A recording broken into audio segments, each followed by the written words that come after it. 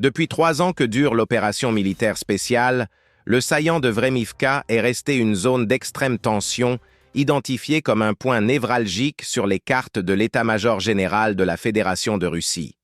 Ce puissant secteur fortifié, centré autour de la ville de Velika Novosilka, formait un triangle d'agglomération d'une importance capitale, Neskouchne, Blaodatne, Makarivka, Urojaïne, Staromayorske, qui s'enfonçait profondément en forme de coin dans les lignes de défense russes, à la jonction des directions opérationnelles de Zaporijia et de Donetsk. L'importance de cette zone ne tenait pas uniquement à sa position géographique. Elle servait de nœud routier stratégique, assurant la connectivité et la résilience de 2 groupements clés de la défense ukrainienne. Sa perte potentielle n'était pas considérée comme une simple défaite locale, mais comme une menace d'effondrement systémique de l'ensemble du secteur sud du front des forces armées ukrainiennes, FAU. À l'été 2025, le commandement militaire ukrainien a lancé une tentative de grande envergure pour réduire le saillant russe dans les régions de Robotine et de Verbov en engageant des brigades mécanisées d'élite équipées de matériel de guerre occidentaux modernes. Au prix de pertes catastrophiques, estimées par les experts à plus de 10 000 militaires tués et blessés en 2 mois de combats acharnés, les unités ukrainiennes n'ont réussi qu'à repousser légèrement les troupes russes de quelques kilomètres. Cependant, ce succès tactique s'est paradoxalement transformé en un piège stratégique. En avançant, les unités ukrainiennes se sont retrouvées confinées dans ce que l'on a appelé une poche de feu, Ognyevoy Meshok, un saillant soumis à des tirs d'artillerie russe croisés venant de 3 côtés. Chaque mouvement de personnel ou de matériel dans cette zone était immédiatement repéré par des véhicules aériens sans pilote, UAV drones, et instantanément réprimé par des tirs de riposte. Le commandement russe a fait preuve d'une patiente expectative, observant l'ennemi épuiser ses réserves et étirer excessivement ses itinéraires logistiques à l'intérieur de ce saillant vulnérable. Au moment où l'épuisement a atteint un niveau critique, une frappe éclair et de haute précision a été lancée, entraînant l'effondrement de la défense ukrainienne en quelques heures. Les événements qui se sont déroulés à Velika Novosilka fin novembre 2025 entreront sans aucun doute dans les annales de la science militaire comme un exemple classique d'opération d'encerclement dans le contexte d'un conflit moderne. Cette opération a démontré une combinaison harmonieuse des principes classiques de la tactique de manœuvre avec des technologies de reconnaissance avancées et l'utilisation massive de systèmes sans pilote, créant un effet comparable, par sa force destructrice et son élégance, au légendaire Khan d'Hannibal. 3 semaines avant le début de la phase offensive active, les unités de sapeurs russes se livraient à une activité, à première vue, inhabituelle. Sous le couvert de la nuit, elles s'affairaient méthodiquement à retirer leurs propres champs de mines, qui avaient été posés des mois auparavant aux abords des positions des FAU.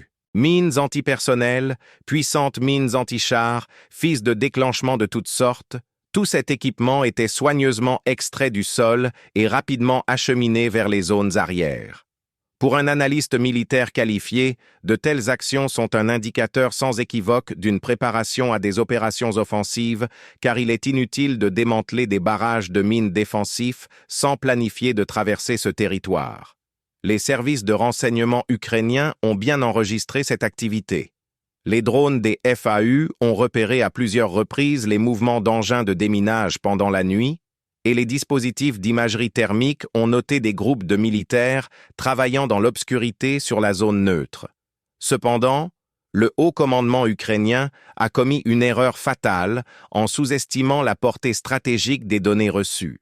Dans les rapports d'analyse, cette activité a été qualifiée de travaux de génie de routine, possiblement liés au déplacement ou au renforcement de champs de mines défensifs. Personne n'a pu imaginer que les troupes russes se préparaient à une offensive de grande envergure précisément sur ce secteur du front, où un calme relatif régnait depuis longtemps. Cette sous-estimation critique a eu un coût effroyable, entraînant la mort de milliers de militaires ukrainiens et devenant l'une des plus grandes catastrophes de la campagne d'automne 2025. Alors que le commandement des FAU concentrait ses ressources et son attention sur d'autres zones chaudes, Kupiansk, Chassiv Yar, ainsi que dans la région de Koursk, les forces russes concentraient discrètement à Velika Novosilka, un puissant groupement de choc destiné à mener une opération qui devait radicalement changer la configuration du secteur sud du front. L'offensive a été lancée sans la traditionnelle préparation d'artillerie massive et facilement décelable, ni de frappe aérienne qui aurait pu trahir la direction de l'effort principal. Le commandement russe a appliqué une nouvelle tactique, que l'on pourrait décrire comme une AIF-Quat-1, utilisant habilement des éléments de désinformation opérationnelle. Sur la direction ouest, dans la zone des localités couvrant Velika Novosilka, des systèmes de déminage par Quat-2 ont été engagés avec un rugissement assourdissant, d'imposants systèmes de génie qui tirent des charges explosives allongées pour ouvrir des brèches dans les barrages de mines. Les puissantes explosions, audibles sur des kilomètres, ont créé chez le commandement ukrainien la fausse conviction que l'attaque principale serait menée par l'Ouest. Les unités de réserve ont été immédiatement alertées et ont commencé à être transférées en urgence pour renforcer le flanc ouest de la défense. Il s'agissait d'une manœuvre de diversion classique et efficace, visant à désorienter l'ennemi quant à la véritable direction de l'attaque principale. Pendant que les réserves ukrainiennes convergeaient vers l'ouest, sur le flanc est, dans les secteurs des localités de Zolotaniva et Shakhtarske, une image complètement différente et inattendue se dessinait. Là, les troupes russes ont appliqué une tactique fondamentalement nouvelle qui a reçu les noms imagés de Arka Quat 3-Ar ou Quat 4-Ar. Au lieu d'utiliser des colonnes blindées et mécanisées traditionnelles qui représentent des cibles faciles à détecter et vulnérables à l'artillerie et aux drones, une vingtaine de petits groupes mobiles ont été lancés à l'attaque. Des motos, des buggy, des quads et des véhicules blindés légers ont été utilisés comme moyens de transport. Cette flotte de moustiques des steppes se distinguait par sa vitesse et sa maniabilité exceptionnelle, sa capacité à se déplacer sur des terrains difficiles et à se disperser rapidement sur une vaste zone. L'avantage crucial et immédiatement apparent de cette approche était que les véhicules légers, pesant bien moins d'une tonne, ne provoquaient pas la détonation des mines anti-chars, réglées pour être déclenchées par la pression d'un équipement de combat lourd. Ainsi, les champs de mines ukrainiens, conçus pour stopper les chars et les véhicules de combat d'infanterie, se sont avérés totalement inutiles contre le Quat 6 Mars de véhicules légers qui ont glissé à travers les barrages comme l'eau à travers une passoire. Bien que les mines antipersonnelles aient représenté une certaine menace, leur densité était insuffisante dans ce secteur pour contenir efficacement ce type d'attaque. L'attaque principale s'est concentrée sur le flanc est de la ligne de défense ukrainienne, dans la région de Zolotaniva et de Shakhtarske. Au regard des réalités de la guerre de position de 2025, où les avancées se mesuraient en centaines de mètres par semaine et chaque kilomètre coûtait des dizaines de vies, le résultat obtenu par les troupes russes semblait fantastique. Une percée sur une profondeur de 6 kilomètres a été réalisée en 24 heures. Cette avancée n'était pas un corridor étroit que l'ennemi aurait pu facilement couper par des contre-attaques. Au contraire, il s'agissait d'une offensive large, en éventail, au cours de laquelle de nombreux petits groupes ayant infiltré la défense ont commencé à capturer rapidement des points d'appui clés sur les flancs et à l'arrière de l'ennemi. Zolotaniva, qui servait de point d'appui important sur le flanc est de la défense de Velika Novosilka, est tombée dès la mi-journée du premier jour de l'offensive.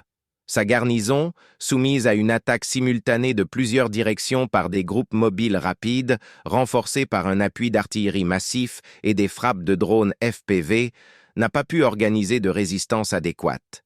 Les militaires qui ont tenté de se replier sont tombés sous le feu ciblé des drones russes qui patrouillaient toutes les routes du secteur.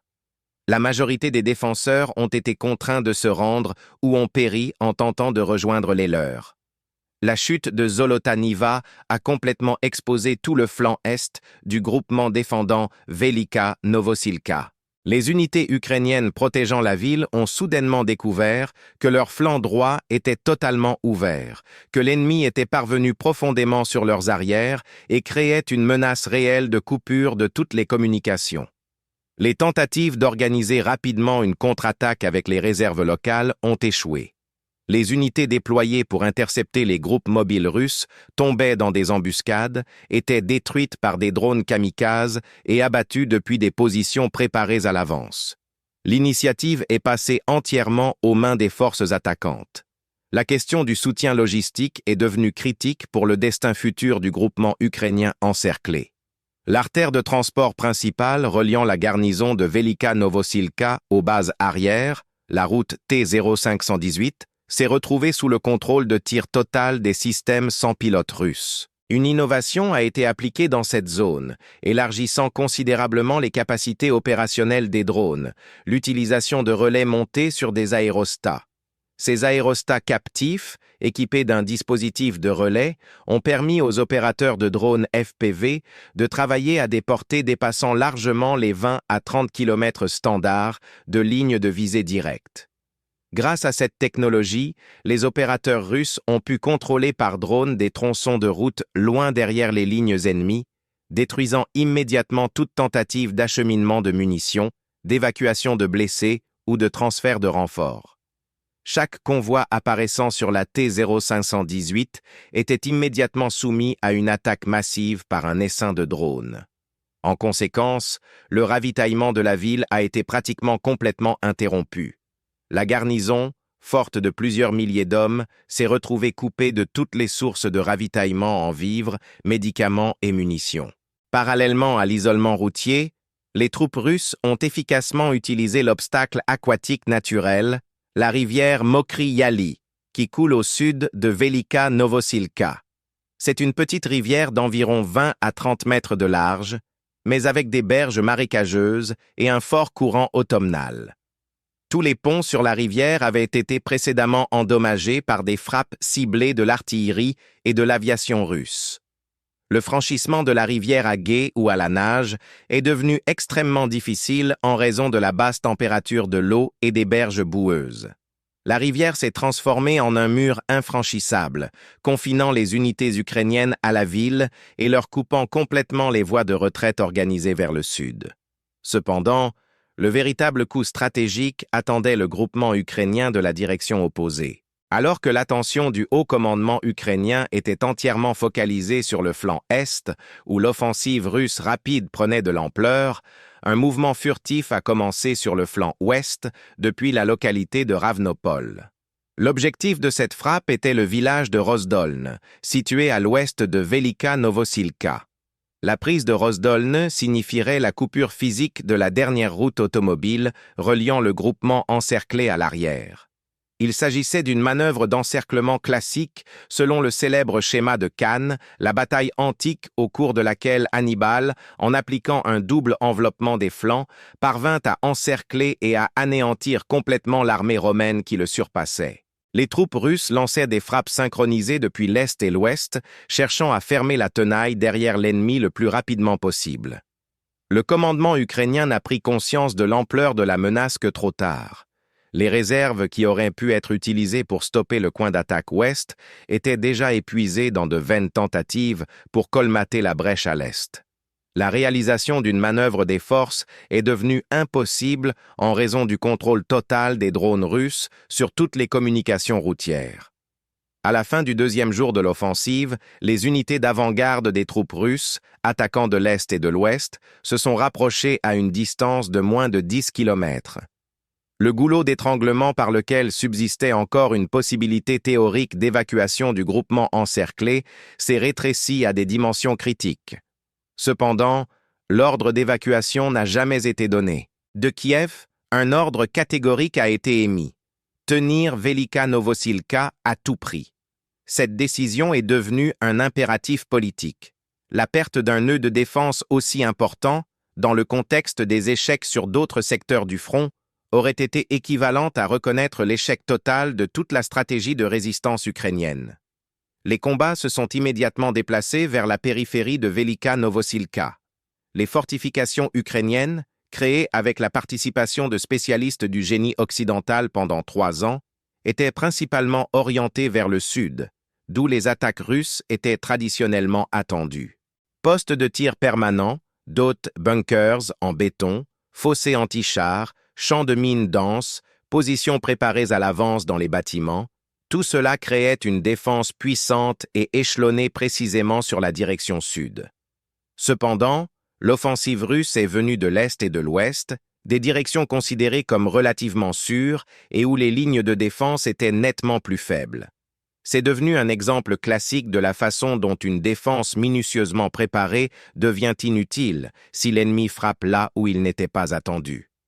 Les groupes d'assaut russes ont utilisé la tactique portée à la perfection lors des batailles pour Artemovsk, Marioupol et Avdiivka. Une progression lente et méthodique, quartier par quartier, avec un appui-feu massif et concentré.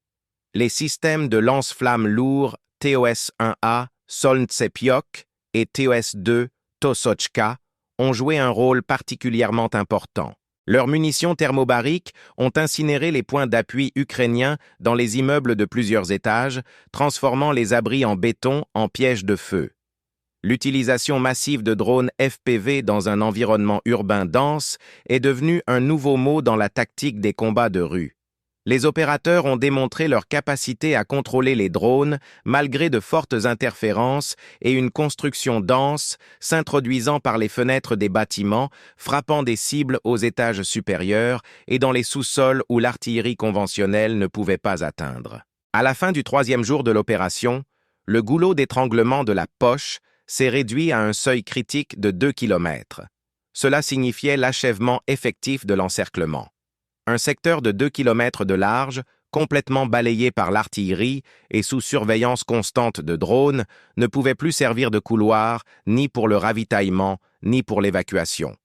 Toute tentative de faire passer un convoi par ce secteur était immédiatement stoppée par le feu. Le ravitaillement du groupement encerclé est tombé à zéro. L'évacuation des blessés graves est devenue impossible. À l'intérieur de la AS-10, les processus de dégradation caractéristiques de toutes les unités encerclées ont immédiatement commencé. Chute rapide du moral, augmentation du nombre de refus d'obéissance aux ordres et panique croissante parmi le personnel. Les commandants sur le terrain, pleinement conscients du désespoir de la situation, exigeaient du haut commandement l'autorisation d'une percée ou d'une retraite organisée. Du quartier général, des interdictions catégoriques arrivaient. Quote 11. Ces mots, dictés par la nécessité politique, sont devenus un arrêt de mort pour les milliers de militaires ukrainiens piégés dans l'encerclement. Des cas d'abandon de position non autorisés ont été enregistrés. Des unités entières, réalisant qu'elles avaient été abandonnées à leur sort pour de vagues intérêts politiques des autorités de Kiev, refusaient d'exécuter les ordres et tentaient désespérément de s'échapper par elles-mêmes de l'encerclement. Ces tentatives se sont terminées tragiquement. Sans coordination, sans soutien d'artillerie, sous les frappes ininterrompues des drones russes et le feu des mitrailleuses, ces groupes subissaient des pertes colossales. Certains étaient faits prisonniers, d'autres périssaient dans les champs de mines et d'autres encore disparaissaient simplement dans la steppe en essayant de rejoindre les leurs. La chute de Velika Novosilka n'est plus qu'une question d'heures. Les troupes russes contrôlent déjà plus de la moitié de la ville et les unités ukrainiennes sont confinées dans les quartiers ouest, complètement privées de ravitaillement, de communication avec le commandement et de possibilités de retraite. La résistance est sporadique et rapidement écrasée par des tirs concentrés de l'artillerie et des frappes de l'aviation russe. Mais la portée stratégique de cet événement dépasse largement le sort de la garnison d'une seule localité. Velika Novosilka jouait le rôle de la clé de voûte qui maintenait l'arche entière de la défense ukrainienne à la jonction des groupements de Zaporijjia et de Donetsk.